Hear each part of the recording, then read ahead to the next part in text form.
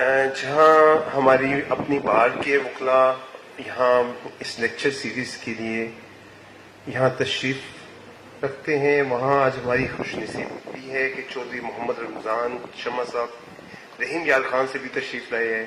اپنے مہمان کو ویلکم کرتے ہیں. ہمارے مہمان خصوصی چودھری افیض صاحب خان صاحب، advocate supreme court of Pakistan, کسی تعریف کا محتاج نہیں. ان کی قداور شخصیت پورے ضلع راولپنڈی میں اپنی مثال آپ رکھتی ہے. وہ سابقہ ہماری اس بار کے صدر بھی رہے اور اس پروفیشن میں انہوں نے اپنی نہ شاخیں اپنے جونیئرز اور اپنے بیٹوں کی صورت میں علم کی اس شمع کو روکا نہیں اور پھیلاتے گئے. میں اب ملتمس ہوں صدر بار سے کہ وہ تشریف لائیں اور ان اپنے خیالات کا اظہار کریں. بسم اللہ الرحمن الرحیم. لیکچر سیریز کا لیکچر 9. میں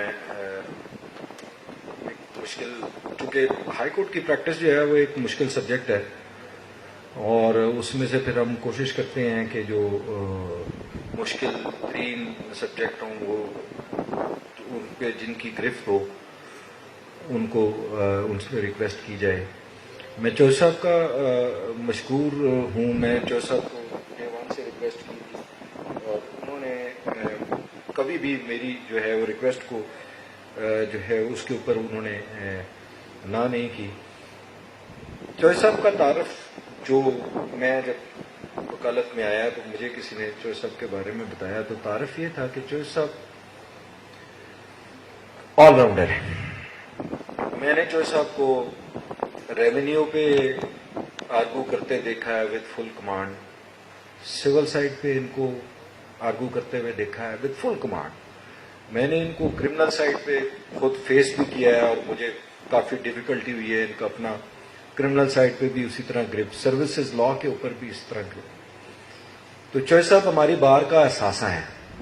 ابھی بھی ہم اور آنے والے آپ سب لوگ خوش نصیب ہیں کہ چوہدری صاحب جیسے چند سینئر ابھی بھی موجود ہیں جو آپ کی ہر شعبے میں رہنمائی کر سکتے ہیں. سر، آپ کا تعارف کچھ یوں ہے کہ آپ نے 1970 میں LLB کیا. لوور کورٹ کا سر آپ کا لائسنس جو ہے 1971 میں ہوا. 1978 میں آپ ہائی کورٹ کے وکیل ہوئے. 1987 میں آپ نے سپریم کورٹ کا لائسنس، اور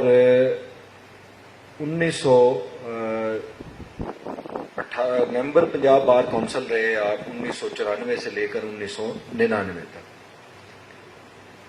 پریزیڈنٹ چکوال بار آپ منتخب ہوئے 1988 میں. پریزیڈنٹ ہائی کورٹ بار آپ ہماری بار کے صدر منتخب ہوئے 1997 میں. سپریم کورٹ بار ایسوسی ایشن کے پہلے ایگزیکٹو ممبر راولپنڈی کی طرف سے آپ سر 1993 میں منتخب ہوئے. گزشتہ 13 سال سے آپ chairman election board supreme court bar ایسوسی ایشن کی خدمات جو ہے وہ ادا کریں، اور اس دفعہ کے جو الیکشن ہو رہا ہے اس کے بھی آپ چیئرمین الیکشن بورڈ. درس و تدریس سے آپ کا سلسلہ جو ہے وہ شروع سے ہی آپ کا رابطہ رہا سر. آپ پنجاب لاء کالج میں اور دیگر لاء کالجز میں بھی آپ نے لیکچرز دیے. آپ نے 1998 سے 2001 بطور اسٹینڈنگ کونسل خدمات ادا. ڈپٹی اٹارنی جنرل بھی آپ رہے سر. آپ کا طویل تعارف ہے اور میں یہ اپنی خوش نصیبی سمجھتا ہوں کہ آج آپ نے ہائی کورٹ بار کو عزت بخشی اور آپ یہاں تشریف لائے. آپ سے گزارش ہے کہ آج کا لیکچر جو سروسز لا کے اوپر ہے وہ ڈلیور فرمائیے. Thank you very much.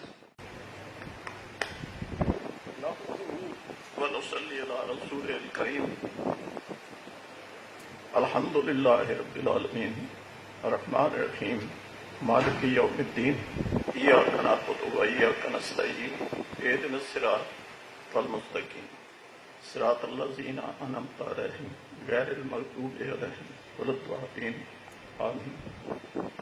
اللہم صل علی محمد وعلی آل محمد کما صلیت علی ابراہیم وعلى آل إبراهيم إنك حميد مجيد اللهم بارك على محمد وعلى آل محمد كما باركت على إبراهيم وعلى آل إبراهيم إنك حميد مجيد. Mr. President, ہمارے رحیم یار خان سے آئے ہوئے محترم مہمان سیکرٹری جنرل صاحب، ایڈیشنل سیکرٹری صاحب، ممبران بار اور اقبال احمد خان صاحب ہمارے سینئر پہلے جج تھے، ہماری بار کے ممبر ہیں جن کو میں دیکھ رہا ہوں، اور میرے ایک چیمبر سے پہلے سرکار کے وکیل تھے، اب شاید پریکٹس میں آ گئے ہیں. آج میں ان کو بڑے عرصے کے بعد دیکھ رہا ہوں. یہ سیئر بڑے لمبا عرصہ میرے ساتھ انہوں نے چیمبر میں کام کیا اور مجھے اسسٹ کیا. And my senior colleague sitting on the front bench Haroon Irshad Janjua sahib, ہمارے member Punjab bar council, my successor in office after one term, بعد میں یہ رہے. And also my son barrister Imran Hassan Ali. Sitting here, ordinarily he avoid attending the functions. I am very happy that he is today present to listen to me. Although my voice is not very strange to him, because we are living in the same house and all the times he has the advantage of hearing me. Right or wrong, good or bad, whatever. میں آپ سب کا شکریہ ادا کرتا ہوں کہ آپ یہاں پہ تشریف لائے. Talking about my career in the profession and in the educational career, after graduation from Gordon College Rawalpindi with distinction in the year 1996, then I joined Government College Lahore, and in 68 I did my master's in English literature from GC Lahore. Thereafter I could not leave that particular area due to the attraction, and I got admission in the law college, Punjab University Law College. My term was probably the last one in that old campus. Thereafter, the law college shifted to the new campus of Punjab University. So that was the last term over there. All this I have narrated to you for the reason so that you can keep in mind and evaluate and appreciate the submissions which now I am and my statements which I am now going to make before you. When I was in the Government College Lahore, I was residing in New Hostel, which happened to be situated just in front of the district court's premises of Lahore. District court اس وقت ہوتی تھی ہمارے بالکل hostel کے سامنے، کمرہ بھی اسی طرف تھا. اور in the background of masters in English literature from government college Lahore. تھوڑے سے اس وقت بندے کے وہ نظریات تھوڑے مختلف ہوتے ہیں اور باقی بھی میرے کولیگز کے. تو ہم سارا دن ادھر سے وکلاء کو دیکھتے تھے شدید گرمی میں، ان کے بلیک روب سے پسینہ نکل رہا ہوتا تھا. موسٹلی جس طریقے سے ہم جس طرح کی لائف ہمیں اس پروفیشن کے اندر گزارنی پڑتی ہے، زیادہ تر کے کپڑوں میں سے چونا بھی نکل رہا ہوتا تھا. That was the state of affairs.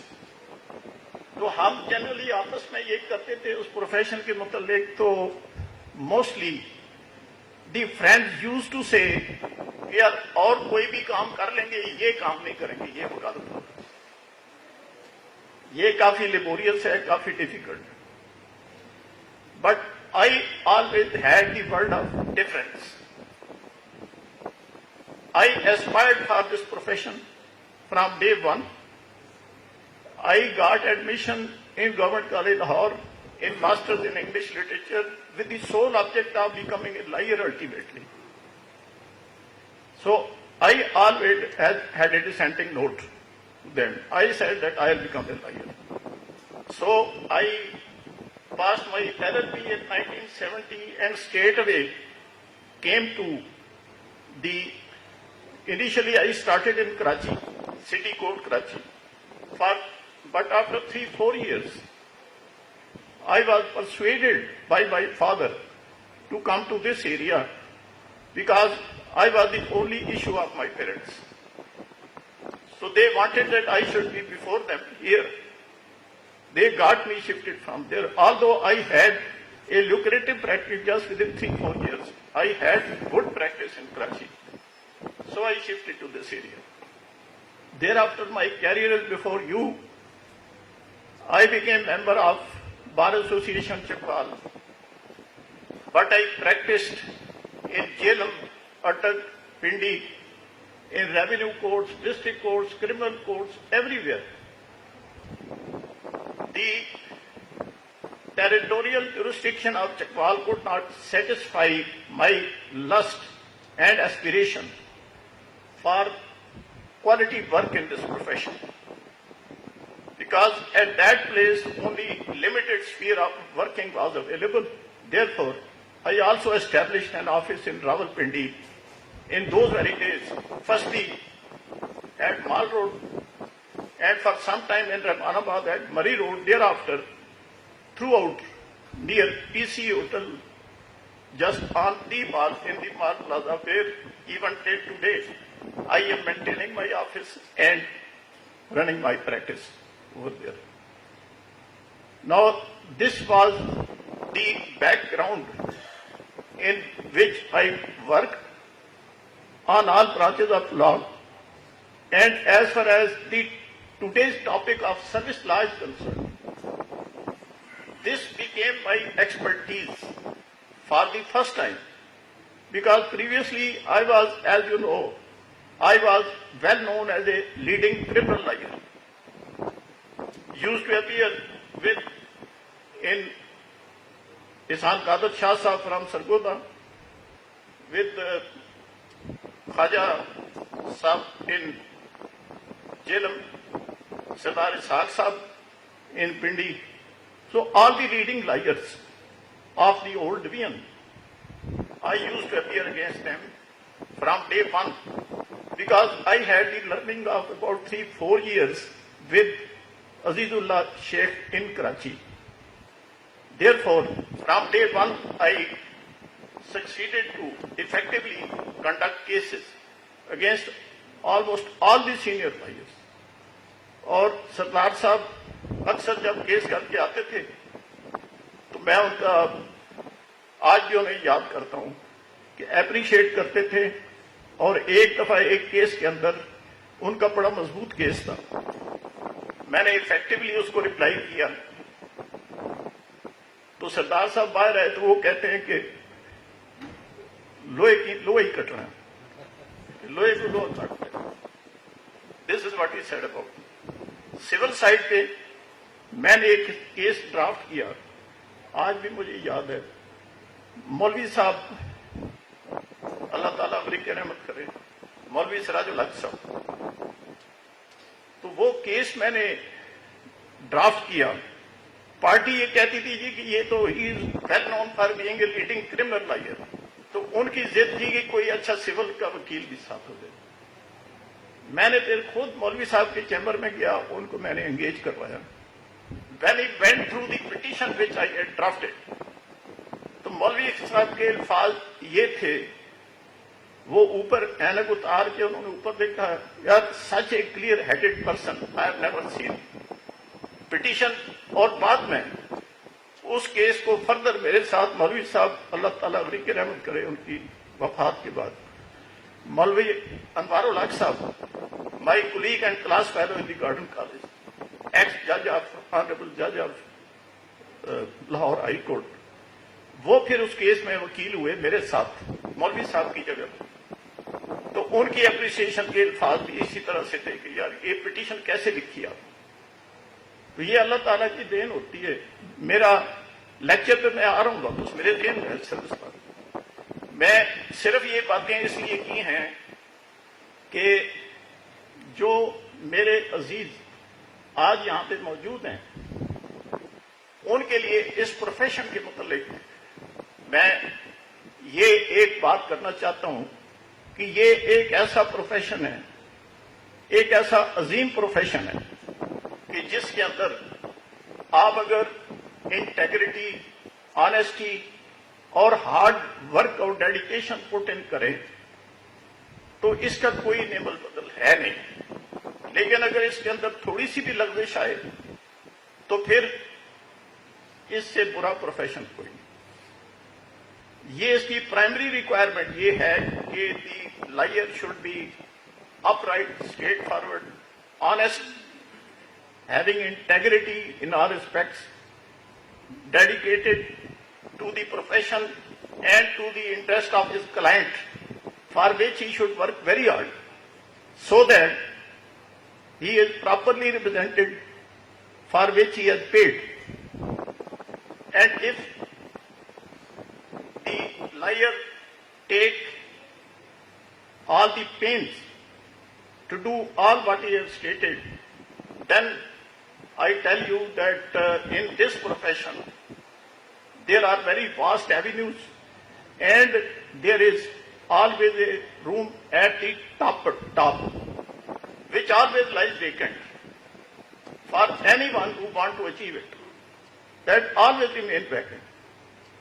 اگر ہزاروں وکیل بھی آ جائیں پھر بھی جو اوپر کی سب سے ٹاپ پوزیشن وہ خالی رہتی ہے اور وہ ان کے لیے ہوتی ہے جو کہ یہ تمام لوازمات اس پروفیشن کے پورے کرتے ہیں.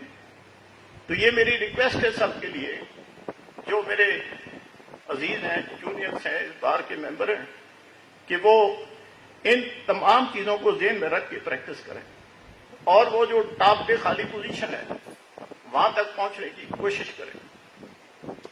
یہ ایسا پروفیشن ہے جس میں آپ ایک کسی جھکی میں بھی بیٹھ سکتے ہیں، آپ کو کوئی نہیں کہے گا کیوں بیٹھا ہوئے، اور آپ you can talk eye to eye with the president of Pakistan, with the prime minister of Pakistan, with any dignitary, with the chief justice of Pakistan اور اینی ادر ڈگنیٹری. یہ ایسا پروفیشن ہے. یہ کالج کورٹ کی یہ ہے کہ اگر جج کسی ہٹ پہ بیٹھا ہوگا تو لوگ کہیں گے کدھر بیٹھا ہوا ہے، لیکن وکیل کے لیے یہ لبرٹی بہت بڑی لبرٹی ہے کہ وہ کسی ہٹ پہ بھی اگر بیٹھا ہے تو لوگ کہیں گے کہ کوئی کلائنٹ ہوگا سوشل سروس کر رہا ہے یا کوئی ایسی کوئی بات ہوگی، اس کو کوئی اور ایٹیٹیوڈ نہیں کریں گے جو کہ کسی جج یا کسی آفس بیئرر کے لیے ہوتا ہے. تو یہ تو تھی جنرل باتیں، چونکہ اس آج کے ایجنڈا کا حصہ نہیں تھی، لیکن میں نے ضروری سمجھی کہ میں شروع کرنے سے پہلے یہ باتیں ضرور گوش گزار کروں. Now coming back to my topic, the service laws. I never worked on the service law side up till 1997. Up till 1997, I was a general practitioner, criminal lawyer leading, civil lawyer leading general practice, but not civil law. But in the year 1997, I was appointed as the Standing Counsel for Pakistan to work in the Lahore High Court, Rawalpindi bench, where the cases of 4 divisions, at least 4 divisions, and all the service laws work and litigation of Islamabad, which is now being dealt with by the Islamabad High Court. All that service work, service litigation and work of the bureaucrats and other civil servants, etc., that was the subject matter of litigation before this bench. And for a period of about 4 years, for a period of about 4 years, starting from 97 up to 2001, I was the only law officer dealing with 6 benches, 5 or 6 benches which ordinarily used to work here. Therefore, no topic, no subject, and no aspect of the service law thereafter remained dormant to be.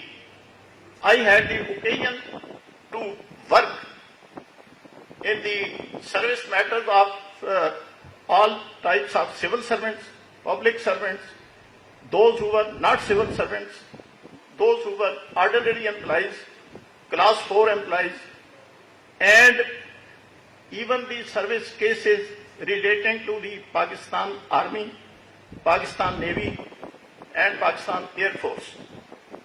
So those 4 years, I can claim, provided me a chance to gain expertise in the service law as well.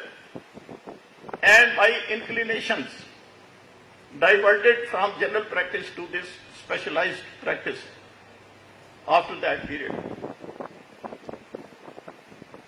As far as the topic is concerned, this was my expertise, but what was the expertise and what the service law is, this is what I am going to state and narrate to my learned colleagues for their advantage at the present.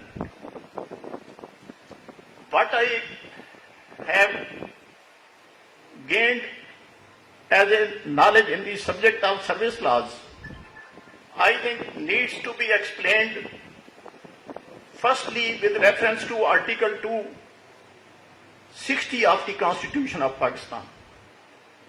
Service law is embedded primarily in the Constitution and then in the subordinate legislations which are enacted as per the mandate of the Constitution of Pakistan. So primarily it is embedded in the Constitution itself. And thereafter, in the various legislations touching various subjects under the mandate of the Constitution of Pakistan. Therefore, I first read Article 260, relevant for the purpose of, first of all, Article 227, which says that there shall be no discrimination in the matter of services of Pakistan on the basis of caste, creed, belonging, gender, etc., etc. This is the first constitutional mandate, that all citizens who are equal as recognized under Article 25 of the Constitution can't be discriminated on the basis of their caste, creed, sex, gender, etc., etc., by virtue of Article 27 of the Constitution. Now, to understand the service laws, we have to understand the structure of government. What is structure of government of Pakistan? So, structure of government of Pakistan is based on 4 tiers. 4 tiers. The top one is the constitutional functionaries. They are not part of the establishment or permanent skeleton of the state.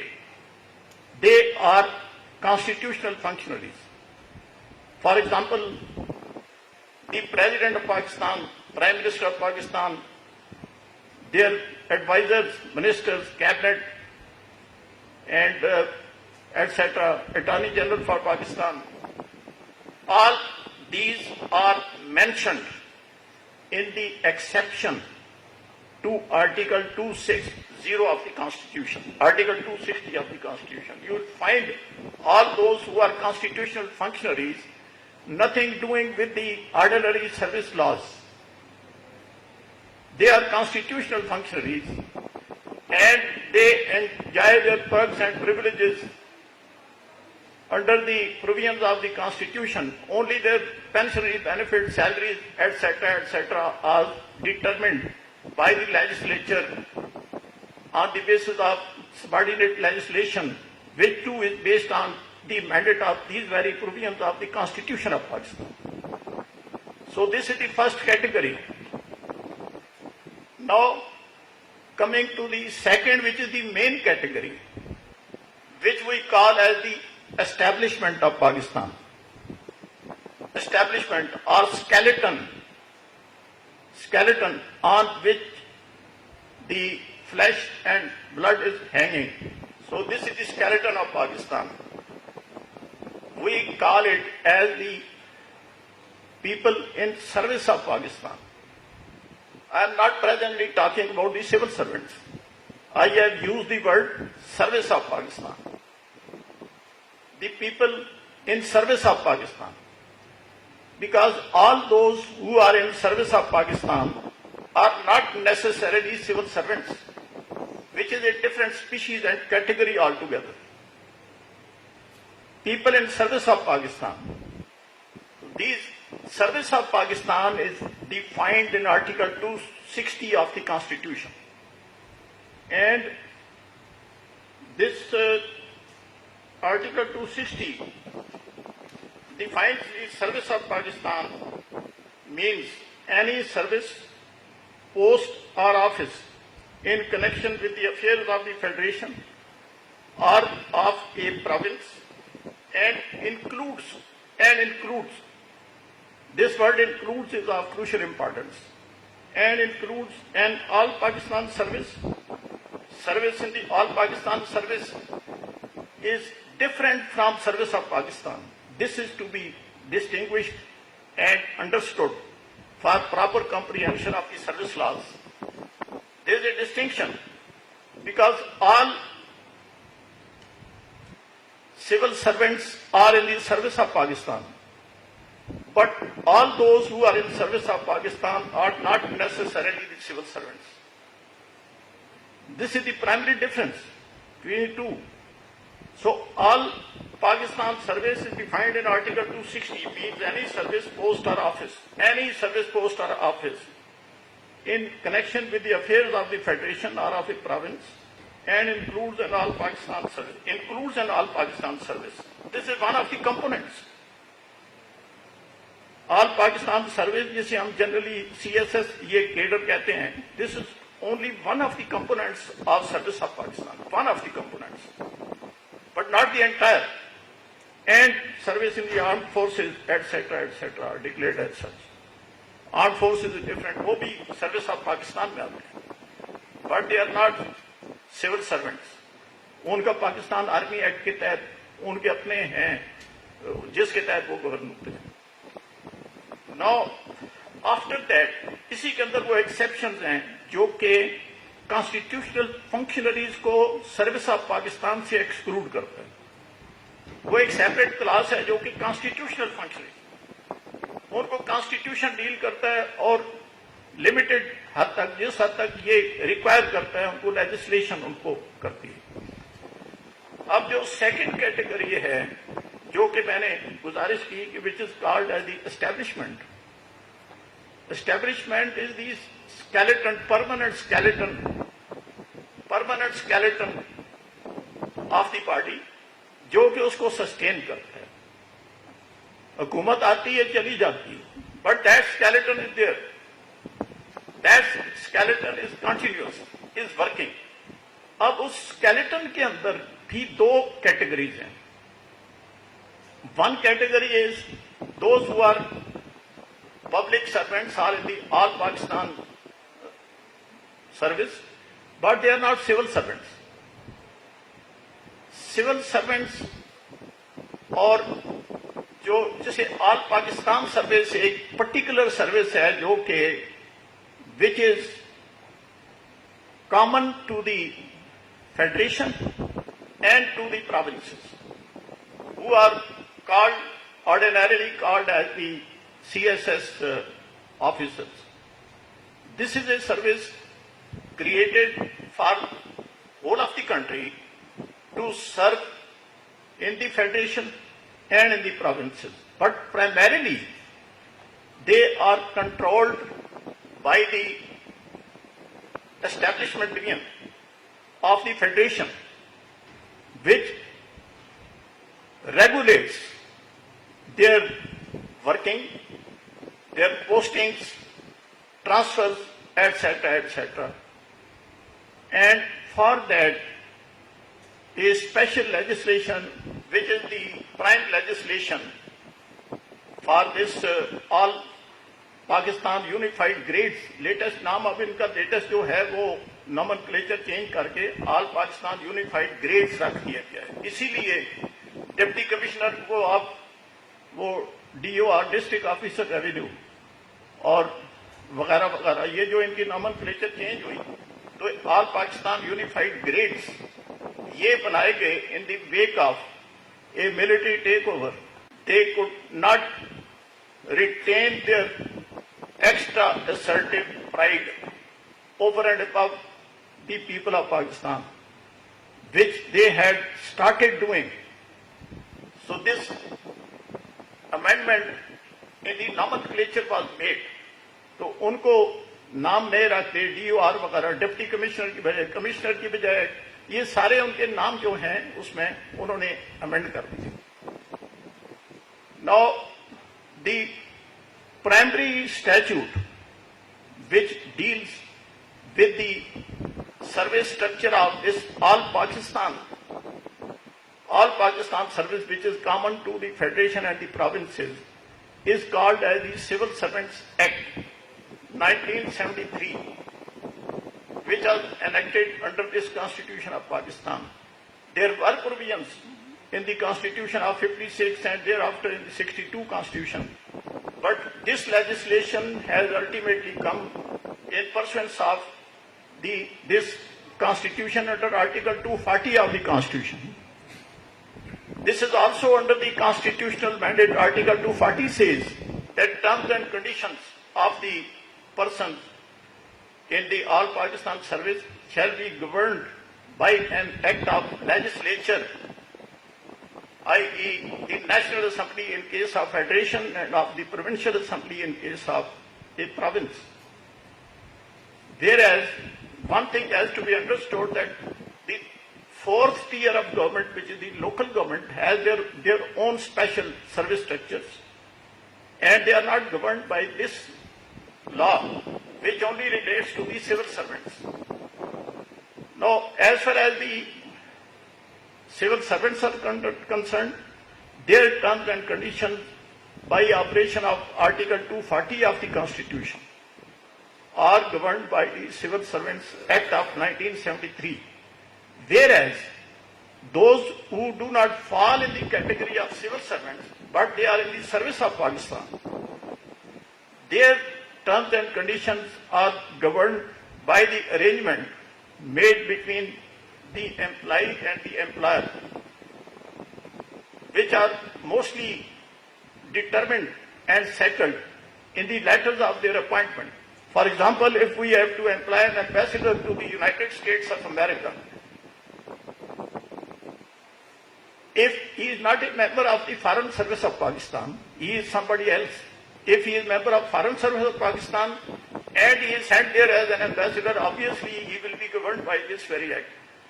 But if we apply somebody else to perform that duty, for that obviously the letter of appointment shall determine the terms and conditions of that, because he is in service of Pakistan but not a civil servant.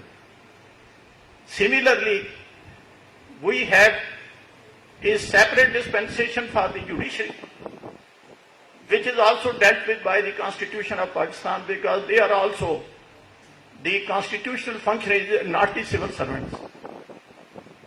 Same is the position of employees of various corporations, PTCL, Pakistan Airlines, etc., etc. Because the employees of those corporations do not fall and are not covered in the definition of civil servant. An effort was made for some time to cover even the employees of the corporations who were performing the functions of the federal or provincial government to be made civil servants, so that they could also be kept at par in the matter of jurisdictional disposal of the fate of their cases. As you know, under Article 212 of the Constitution, there is a special dispensation. Article 212 of the Constitution says that the government may establish special tribunals, administrative courts and tribunals. So under Article 212 of the Constitution, for the enforcement of their rights, only the civil servants could go. And this provision says the matter relating, year 212 will be for B, the matters relating to the terms and conditions of persons who have been in the service of Pakistan, including the disciplinary matters relating to arising from tortious acts of government or any person in the service of Pakistan or any local or other authority empowered by law levy any tax, so and so. These matters were placed in special jurisdiction. High Court was denuded of its jurisdiction under Article 199 of the Constitution by operation of this special dispensation made in the Constitution of Pakistan. Previously, all employees, even other than the civil servants, they could agitate their service grievances in writ jurisdiction before the High Court under Article 199 of the Constitution. But with the enforcement of Constitution of Islamic Republic of Pakistan 1973,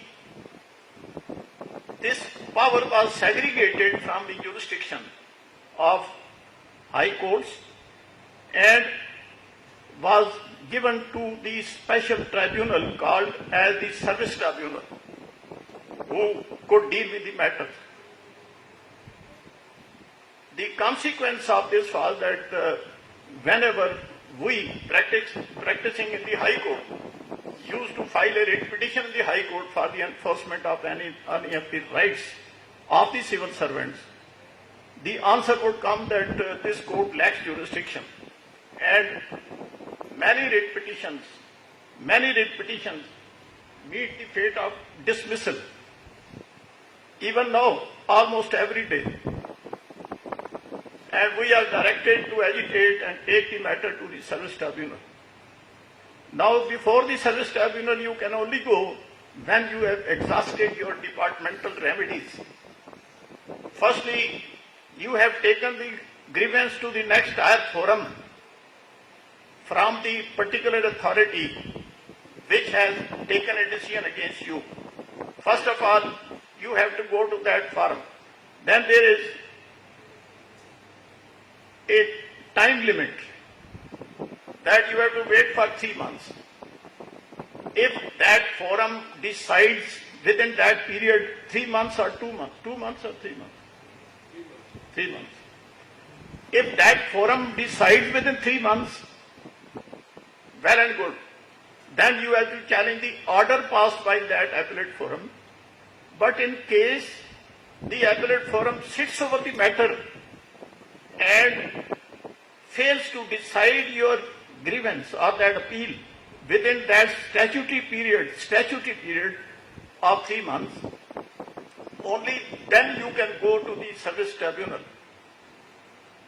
And the relevant provision is Section 4 of the Federal Service Tribunal as well as of the Provincial Service Tribunals Act 1974.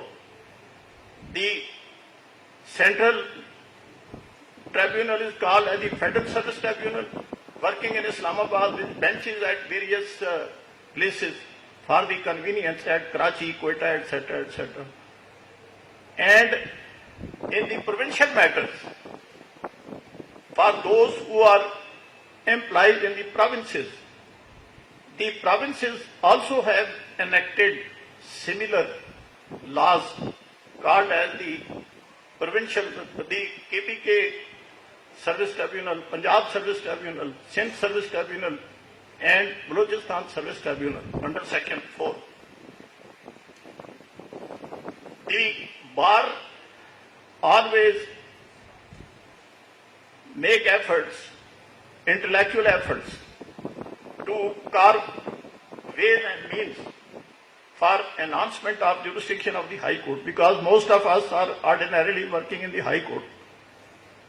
And Service Tribunal is something which we feel as going aside from your normal track of working, normal place of working. So for some time there were constitutional petitions filed under Article 199 of the Constitution with the plea that the matter involves interpretation of the Constitution. The lawyers would implead an extra party, challenge the very law, and say that this is ultra vires the Constitution. Therefore, the Service Tribunal lacks jurisdiction in the matter. So my writ petition should be decided here in the High Court. It had its own implications. And those implications for the client were negative in terms.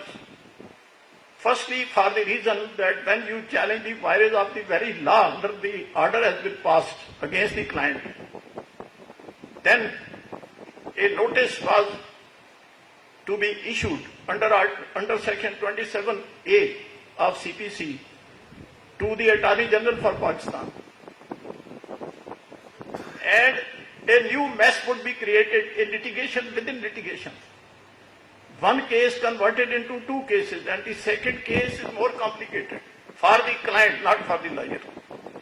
So that complication ultimately was realized by the honorable judges. They also, humse hi gaye wo bhi.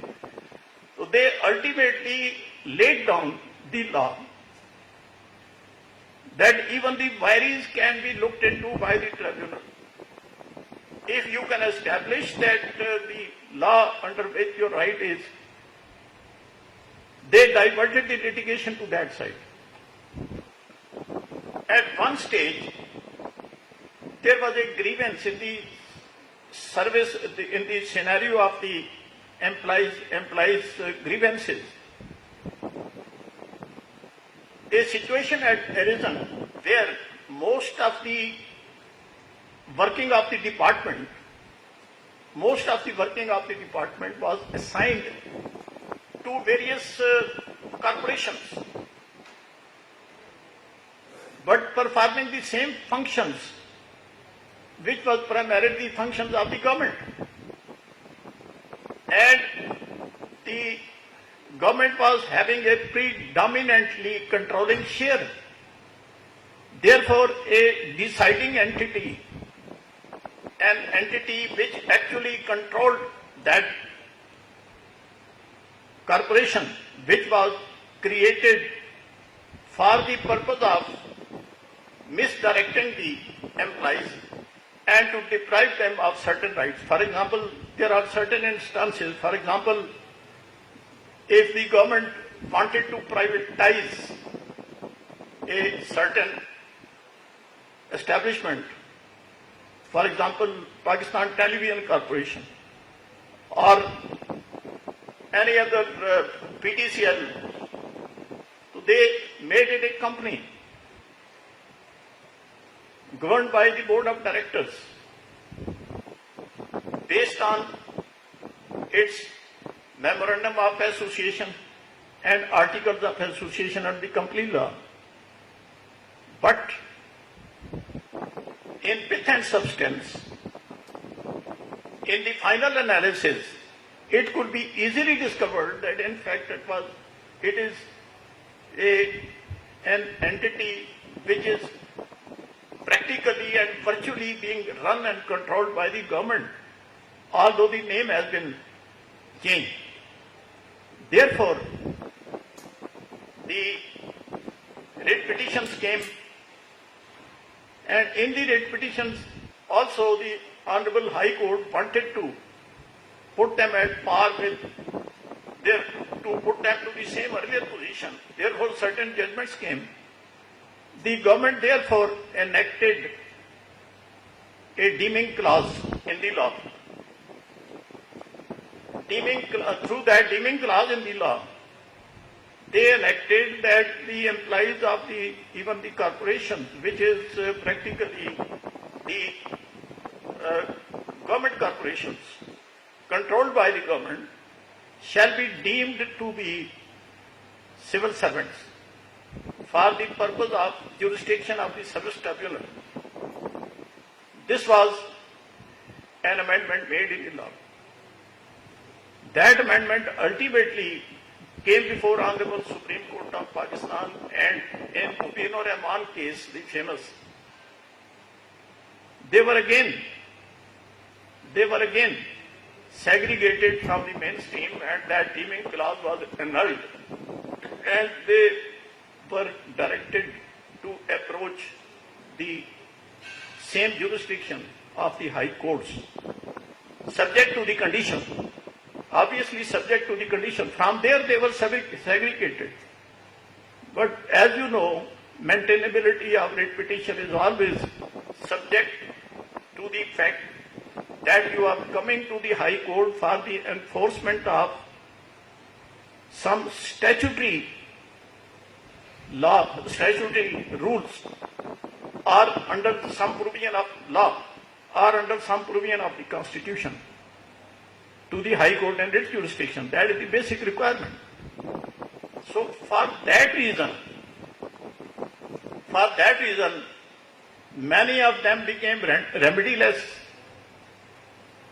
because the respondent corporation in the writ petition would come and agitate that we are a private entity, we don't have statutory rules, therefore they should go to the civil court under the ordinary law, specific relief act or whatever. They can't remain before the High Court. And many people were non-suited. In this process of interpretation of as to which rules are statutory and which rules are non-statutory. There is a plethora of judgments on this point: statutory, non-statutory, statutory, non-statutory. And there is one judgment in my mind that by Honorable Supreme Court of Pakistan, there was a case in which the impugned action had been taken against the employee in violation of the basic law. There was no question of rules of the department being statutory or non-statutory, but even then the writ petition was dismissed.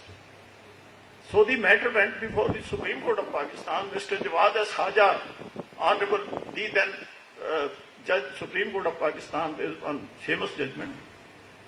He said that this rather stands on a higher pedestal, because the question of rules being statutory, non-statutory is not involved. When there is violation of law itself, when the very basic law has been violated, then there is no need to look into whether the rules framed under that law are statutory or non-statutory in nature. And if the violation of very basic law is established, it was held that the writ petition would by all means would be maintainable in these circumstances. So this is how the things have been dealt with in the arena of the service laws. Now, I may also apprise this August gathering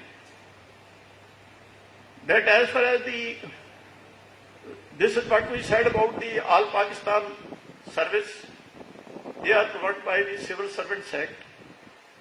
They are controlled by the Federation, provide services to the Federation as well as to the provinces. Their mandate of this legislation is Article 240 of the Constitution, under which this law has been made.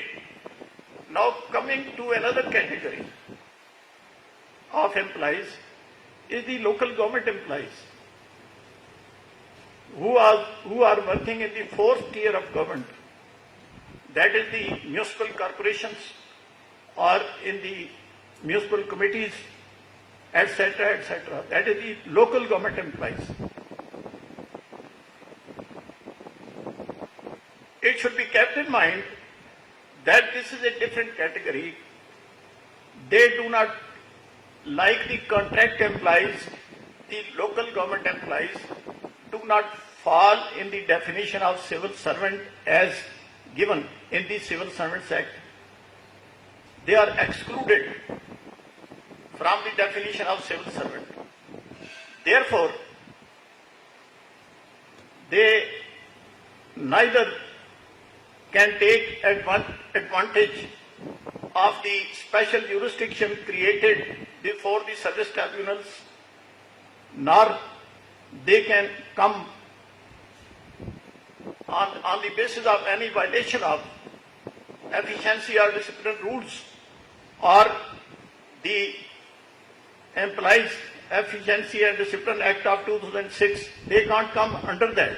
They have their own legislation, and normally each time when local body elections are announced, a local government act is promulgated, local government ordinance or act is promulgated, and which provides also for the service structure and the rules to be framed for enforcement of intention and purposes of that act.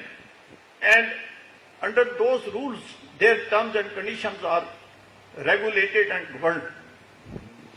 And it is only on the basis of violation of those particular terms and conditions under the special law which is enacted for them that they can come to the High Court even directly. Because here,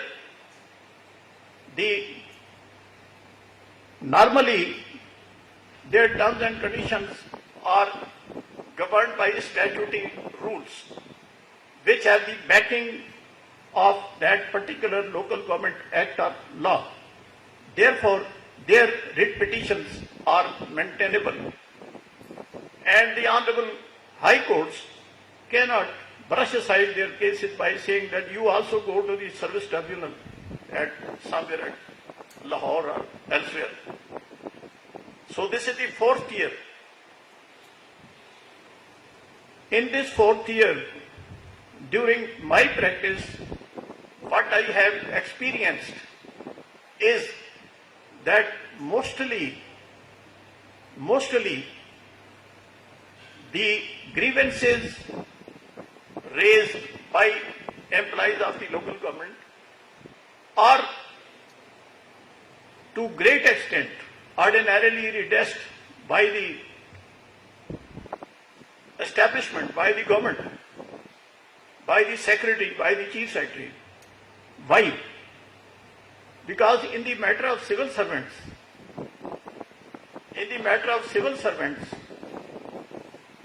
they are exercising their native jurisdiction in the matter of their own colleagues, their own companions, subordinates, etc.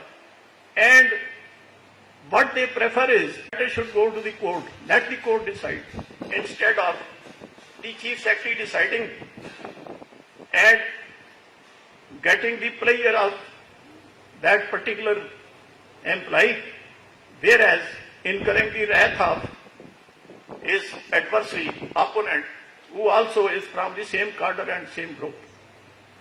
So, as per my experience, ultimately they have to go to the court, which is the tribunal under Section 4 of the Service Tribunals Act from where they get the relief in the ordinary circumstances. Now, as far as the local government employees are concerned, local government employees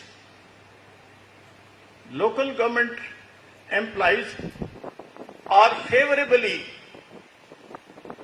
favorably dealt with and heard even by the government, because the government feels that local government is something which under the constitutional dispensation is not. This is my view. But they feel that they are something subordinate to the government.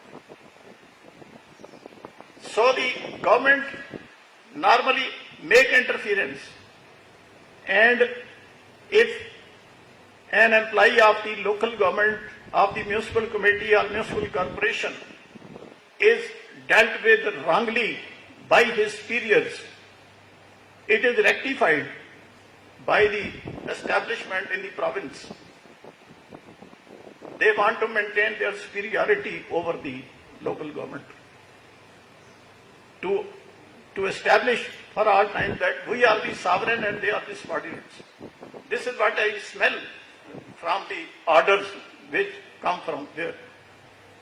But in the end, they also have the remedy of in the High Court by filing a writ petition, and the jurisdiction to their extent is not ousted, which is only ousted to the extent of civil servants. Now, in the matter of civil servants also, there is a distinction. Contract employees, they fall in a different category and species. Contract employees, because they don't fall in the definition of a civil, this section from the Civil Servants Act, you will find that as far as the contract employee is concerned, because he do not fall in the definition of civil servant, therefore he can come before the High Court, he can invoke the jurisdiction of the High Court. But the High Court, honorable High Courts have developed another jurisprudence, another type of sword, another type of weapon to deal with them. And whenever a writ petition is filed by a contract employee, the lawyers are confronted with the question that please explain how you can enforce contractual obligation in writ jurisdiction. This is ordinarily the lawyers face that. On this point, there are a little less than a dozen judgments of various honorable high courts that even contractual obligation, even a contractual obligation or contractual right can be enforced in writ jurisdiction by the High Court if there is violation of law, if there is violation of statute or rules governing his service. There are judgments on the point. And those judgments on the basis whereof the lawyers are mostly confronted that how the contractual liability is enforceable are based on civil contracts relating to the, for example, construction contracts, for example, some other private type of contracts.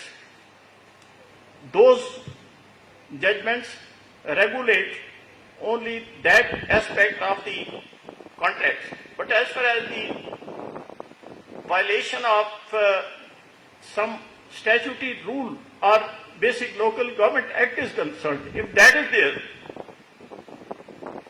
then there is no question of the court lacking jurisdiction. And even if he is not a local government employee, but he is performing on service, performing duties in the service of Pakistan on contract basis, if any stipulation in his letter of appointment is violated, if that is violated, he definitely, in my view, can enforce it through the writ jurisdiction. Now, this is generally speaking about the service law governing the three tiers which I have stated, and there is a fourth or fifth, मैंने चार मेरे से ध्यान किए, a fifth tier of employees who are the common people, citizens of Pakistan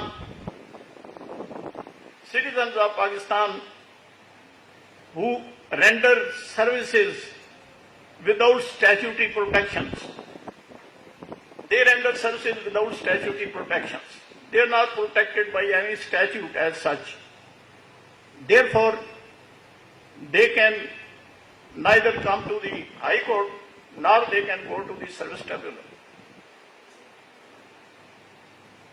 They have to fall back ultimately on the provisions of Specific Relief Act. Suit for declaration, suit for injunction, suit for mandatory injunction کہ مجھے driver رکھا تھا, یہ پابند ہو گیا تھا کہ میں 1 سال میں ہی نکالوں گا, آج ہی نکال دیا, یا سیلری کی ریکوری ہے, یا کوئی کسی مالک نے کچھ جاتی کر دی, پرائیویٹ گھروں میں کام کرتے ہیں.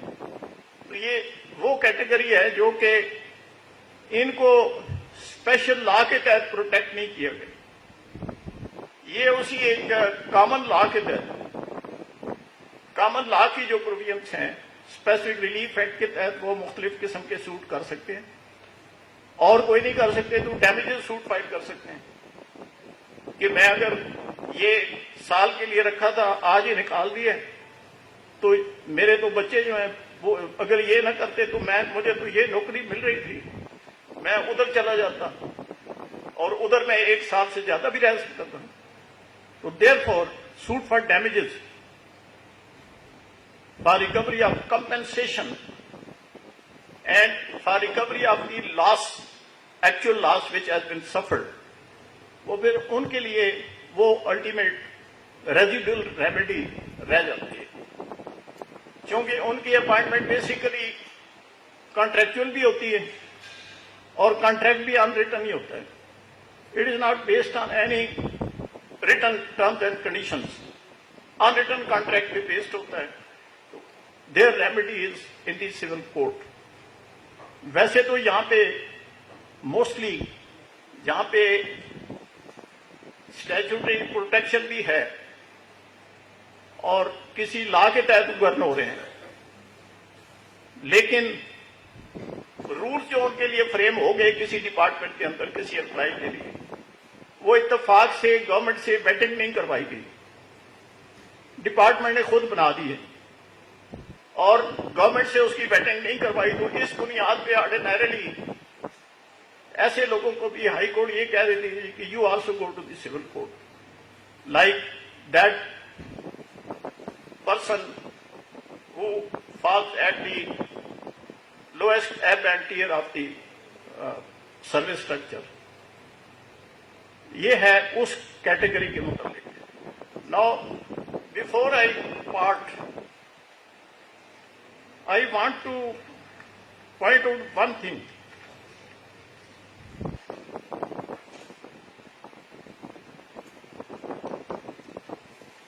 That there are certain specific aspects of service, even of the civil servants. The Law Civil Servants Act, if we look into it minutely, does not exhaustively cover all the eventualities which may arise at any stage of service of a civil servant with the government. So in those eventualities which are not specifically dealt with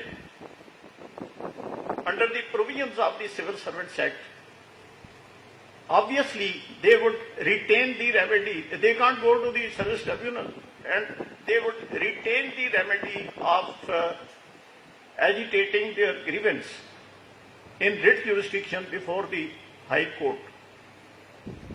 For example,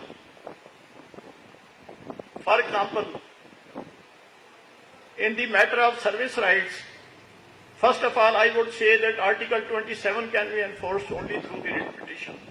If there is a discrimination in the matter of appointment, some female is denied appointment on the ground that you are a female and you can't become a police officer, DSP. Therefore, we are not going to appoint you in this particular cadre of service of All Pakistan service. The remedy would be filing a writ petition before this court, because that is pre-appointment. Now, post-appointment. Post-appointment, the terms and conditions are to some extent stated in this Civil Servants Act. Appointment, then transfer, posting, and payment of salary for the work done, that is also guaranteed under these provisions. These, as far as these, then transfer, posting, and also the right to pensionary benefits after superannuation and retirement. This is also provided. But when in the end the pension right is there to the pension recognized by the Civil Servants Act, but the right is being virtually and practically denied. It is being denied virtually and practically, and no order is there, adverse order is there in the field whereby it is said that we are not going to pay you the pension. Because in the service tribunal, he can only go against an order, not verbal denials. Therefore, in my view, in those circumstances also, the writ petition in the High Court under Article 199 would be maintainable. In those circumstances, seeking a mandamus direction, seeking a mandamus writ for a direction to the respondents that they should honor the mandate of this law, which recognizes my right to get pension post-retirement, and I have satisfactorily performed my duties and retired honorably, therefore I should be paid the pension. So this can be enforced through a writ petition in the High Court, and there is no need to go to the tribunal unless there is a negative order. If there is a specific order giving reasons that these are the reasons why we are not making payment of pension, for example, there was some disciplinary proceeding 10 years earlier and you are awarded such and such punishment, but that is not found part of your service dossier. It is not recorded in your records, and we have now discovered, therefore, there can be something in writing. Then obviously he has to follow the same channel as channel of service tribunal. First going to the higher departmental appellate authority and then to the service tribunal. This is about the... Now, coming back to Article 260, I will now only read the exception to Article 260, Article 260 defines service of Pakistan, and who are excluded from the purview of service of Pakistan, they are ordinarily, we call them as the constitutional functionaries. Who are those constitutional functionaries? They are named in this article. This we have to segregate from this service, the establishment employees, the skeleton. These are Speaker, Deputy Speaker, Chairman, Deputy Chairman, Prime Minister, Federal Minister, Minister of State.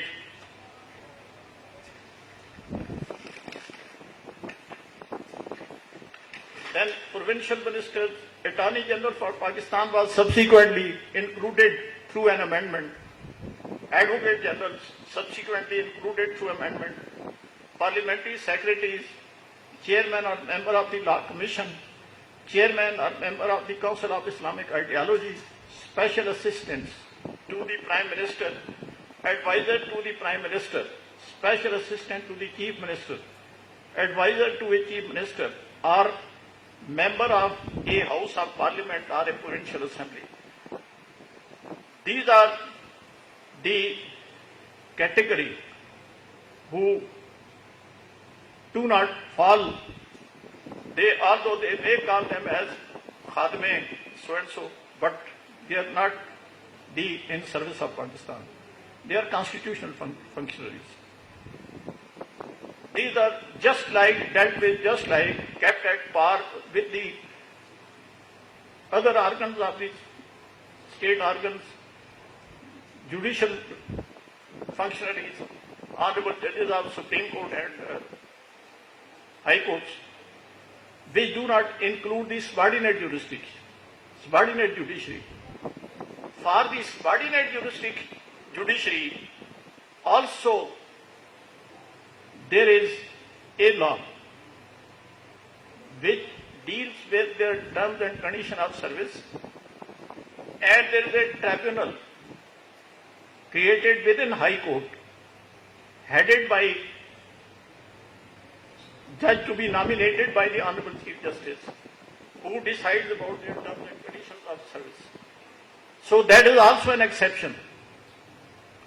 They are not included in the list of constitutional functionaries. They are the people who are in service of the province, working at district level. So they are employees of the province, but their tribunal is within High Court, and their terms and conditions are regulated by the special law under which they are appointed, then transferred, posted, and get salary, pension, retirement pension, etc. and etc. That is the other category. For the time being, no other category is coming to my mind. If any question is there, I may be able to say something about that. So with that, I conclude my today's address to this august gathering, and thank you very much for sparing your time, having come here and given a few moments to me to say something to you. یہ ہمارے اپنے chamber سے سوال آ گیا جی.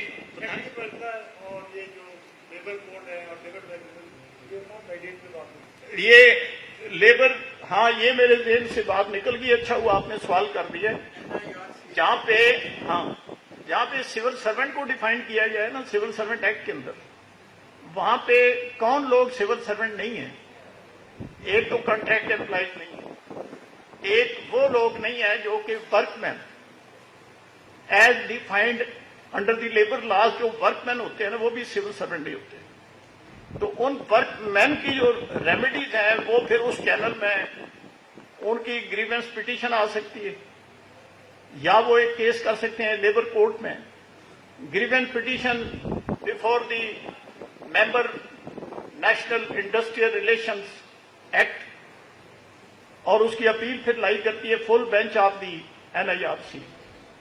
اور labour court کے اندر وہ کر سکتے ہیں، جس کی پھر چینل یہ ہے کہ اس کی اپیل ہائی کورٹ میں، ہائی کورٹ کے ایک جج کے پاس ایپلیٹ پاور ہوتی ہے، اینڈ فردر آن پھر وہ کانسٹیٹیوشنل ریمیڈیز جو ہیں اس آرڈر کے خلاف they can take the constitutional remedy. اگر اس چینل سے آئیں گے تو پھر ہائی کورٹ کے بعد سپریم کورٹ چلے جائیں گے، اور اگر این آئی آر سی کے چینل سے آئیں گے تو این آئی آر سی کے فل بینچ کے خلاف ریٹ پٹیشن مینٹین کرو، پہلے ریٹ کریں گے ہائی کورٹ میں، وہاں سے اگر ڈسمس ہوتی ہے دین ٹو دی سپریم کورٹ. جو ابھی آپ سروس آف پاکستان کا بتا بھی رہے تھے آرٹیکل 260 کے اندر، سر یہ سروس آف پاکستان اور سول سرونٹ دونوں کانسیپٹس بڑے انٹرچینجلی یوز ہوتے ہیں. جو آرٹیکل 212 ہے اس میں سروس آف پاکستان لکھا ہوا ہے، تو سول سرونٹ ایکٹ میں پھر سروس آف پاکستان رہنے دیتے ہیں. سول سرونٹ انٹروڈیوس کرنے نے کنفیوژن نہیں آپ کے خیال سے کر دی؟ بیکاز کانسٹیٹیوشن میں word service of Pakistan he use تھا، بٹ ایک نئی ٹرمینالوجی سول سرونٹ کی، آپ اس کے بارے میں کیا سمجھتے ہیں سر؟ میرا اس کے متعلق ویو یہ ہے کہ یہ سروس آف پاکستان کے اندر تو تمام وہ لوگ شامل ہیں جو کہ who are occupying the permanent posts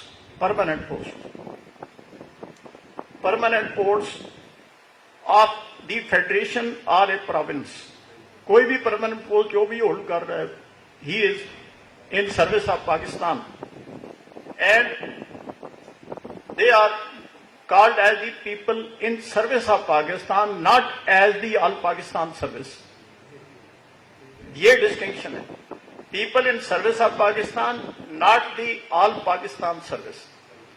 all Pakistan service which is a service which is common to the federation and the provinces, and this is established almost in every federation, every federal system of government. There is a civil service which is created, which is common to the federation and the provinces, so that a strong link and bond is kept intact between the federating units and the controlling power remains with the federation. مجھے تو آپ کی بات سمجھ آئی ہے کہ service of Pakistan پھر سارے اس میں سارے آ جائیں گے نا، اور پھر سول سروینٹ ان کو ٹیکنیکلی اپنے پروونشل لاز اور فیڈرل لا کے لیے الگ کرنا پڑے، یعنی یہ آل پاکستان سروس میں آئیں گے who are common to the federation and this. کیونکہ یہاں سے اسٹیبلشمنٹ ڈویژن ان کو کنٹرول کرے گا، پروونسز کو آئی جی پنجاب، آئی جی سندھ، آئی جی یہاں سے پرووائڈ ہوگا. تو یہ سارا ایک لحاظ سے یہ جو اسکیلیٹن کنٹرول یہاں پہ رکھیں گے، پولیٹیکل کنٹرول جو بھی ہو وہ ایک ڈفرینٹ ہے. اور تمام وہ پوسٹنگ تو کہ آل پاکستان سروس میں یا یونیفائڈ گریڈز کے اندر نہیں آتی، لیکن ہے وہ پرماننٹ پوسٹ فیڈریشن کی یا کسی پروونس کی، اور وہاں پہ کوئی امپلائڈ ہے، وہ کانٹریکٹ پہ ہے یا جیسے بھی ہے، ہی از ان سروس آف پاکستان. سر ایک سوال اور تھا سر، یہ فنڈامنٹل رولز اور سپلیمنٹری رولز سے ریلیٹڈ تھا، پرابلی شاید وہ بہت زیادہ یوز ہم کرتے ہیں سروس لاس کے اندر، بٹ وہ سر ان کی کوئی بیکنگ ہے لیگل، مطلب آر دے اسٹیچوٹری رولز یا پروسیجر ہے، کیا ہے وہ؟ فنڈامنٹل رول جو ہے نا، یہ تو ہے ایک اسٹیبلشمنٹ کی انٹرنل کنسنسس پہ بیسڈ ہیں، فرام ٹائم ٹو ٹائم وہ ان کو اسٹیبلش کرتے رہتے ہیں. آپ اسے کہہ سکتے ہیں کہ those are the non statutory rules based on structural formation of the mode of discretion to be exercise by various officer, وہ اس کے لیے کرتے ہیں. Thank you sir, thank you.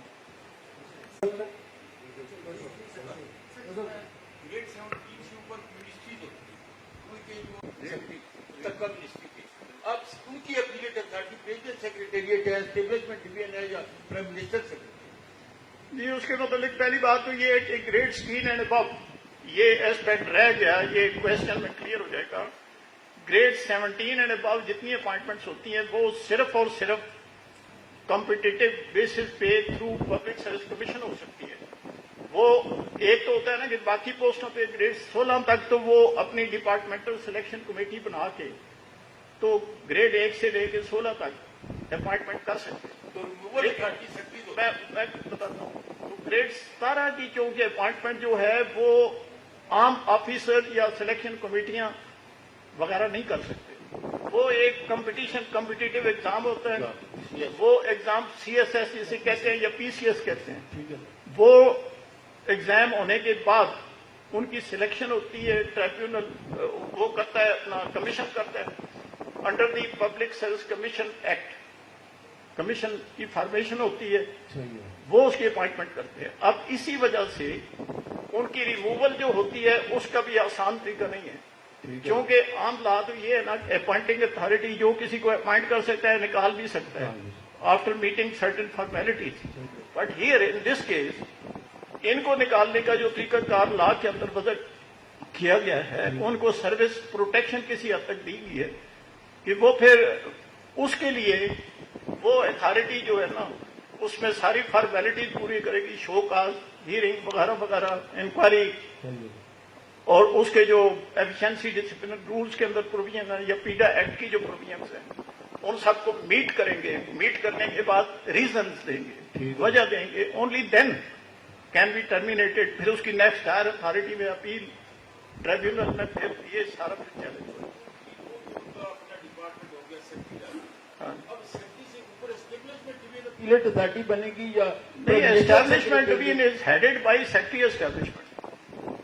जो सेक्रेटरी, ये जो सेक्रेटरी अब रिमूव करता है ग्रेड 17 का, हाँ जी, हाँ, तो उसकी अपील उसका उसी के पास जाएगी ना, सेक्रेटरी एस्टैब्लिशमेंट के पास। In some cases it is dealt with by the prime minister, क्योंकि पहले वो अवेल करके तो फिर फेडरल सर्विस के हाँ फिर जाएगा ना वहां से।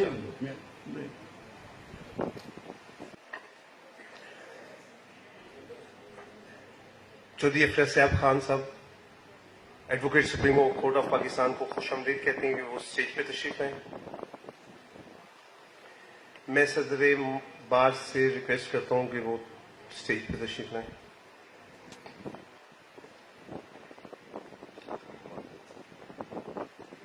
साहब एक बड़ा मसला बन गया लाहौर हाई कोर्ट में, इस बेंच में और इस्लामाबाद में। यहाँ जब हम सर्विस से दल का कोई भी मैटर डायल करते हैं तो 98% ये 212 का बार लगा देते हैं, और इस्लामाबाद वाले 98% वो जुरिस्डिक्शन को एक्सरसाइज कर रहे हैं। उसका ये नुकसान हो रहा है कि यहाँ से सारी लिटिगेशन खत्म, वहां पर शुरू। यहाँ पर अगर 4 रिस्पोंडेंट्स जो है वो पंजाब के हैं और एक अगर फेडरल का लगा दिया है, ये जुरिस्डिक्शन एक्सरसाइज नहीं करते। वहां अगर 5 रिस्पोंडेंट पंजाब के हों तो एक वो इस्लामाबाद का किसी भी मिनिस्ट्री को पार्टी करते हैं तो वो उस जुरिस्डिक्शन को एक्सरसाइज कर रहे हैं।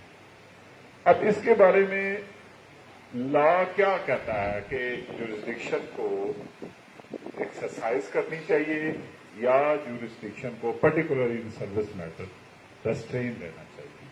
ये Sheikh Sahab, as far as I have been able to understand this, आपका जो क्वेश्चन है ना बड़ा पर्टिनेंट और इम्पॉर्टेंट क्वेश्चन है। इसके 3 हिस्से हैं।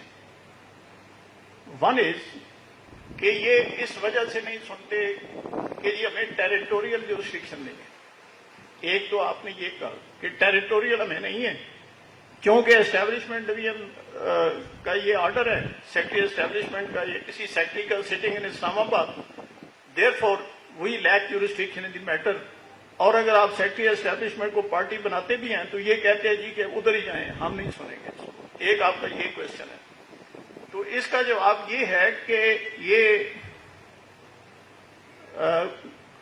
जहां तक हाई कोर्ट की जुरिस्डिक्शन का ताल्लुक है, ये तो मैं समझता हूं कि हर हाई कोर्ट को इस्लामाबाद के मैटर्स में भी जुरिस्डिक्शन हासिल है, तमाम हाई कोर्ट्स को, नॉट ओनली पिंडी बेंच और Lahore High Court but also Sindh High Court, Balochistan High Court and ये, बल्कि इस हद तक भी ये यहाँ पे रेलिवेंट है, मैं कर दूं कि हमारे 2 चीफ जस्टिस जो थे शाह साहब, उनको रिमूव वहां पे एक बेंच बिठा के, और आज वो सुप्रीम कोर्ट का बेंच था कोयटा में और पिशावर में, उसको रिव्यू किया गया। तो ये हाई कोर्ट की जुरिस्डिक्शन जो है ना, ये एक्सटेंड करती है सारे पाकिस्तान में। नंबर 2, एस्टैब्लिशमेंट डिवीजन जो है वो it is based in Islamabad, but it is an establishment division of the federation of Pakistan. तो अगर आप फेडरेशन ऑफ पाकिस्तान को पार्टी बनाते हैं, फेडरेशन ऑफ पाकिस्तान के खिलाफ तो रिट हर बेंच में, लाइक फेडरेशन ऑफ पाकिस्तान के खिलाफ और जुरिस्डिक्शन को एनहांस करना चाहिए, कर्टेल नहीं करना चाहिए। फेडरेशन ऑफ पाकिस्तान अगर आप पार्टी बना लेते हैं, अगर तो आप सिर्फ सेक्रेटरी एस्टैब्लिश को बनाते हैं तो फिर टू सम एक्सटेंट वो कहेंगे जी ठीक है वो तो उधर बैठता है, उधर ही जाए। लेकिन फेडरेशन तो हर जगह पे मौजूद है, तमाम जगहों पे मौजूद है। तो ये मेक इट श्योर कि हर केस के अंदर जो आप यहां पे करना चाहते हैं, पार्टी फेडरेशन ऑफ पाकिस्तान को बनाएं और उसके ऊपर एम्फेसाइज करें जी कि फेडरेशन तो हर जगह पे है, पिंडी में भी है, लाहौर भी है, मुल्तान भी है, हर जगह पे है। ये एक तरीका हो सकता है और इसको आगे लेके चलें, थोड़ा सा इसको असर्ट करें तो मेरे ख्याल से कुछ मामला बेहतर हो सकते हैं। 212 का बार जो है ना, वो 212 का बार मैं पढ़ता हूं आपके सामने, मेरे सामने है। 212 ये कहता है कि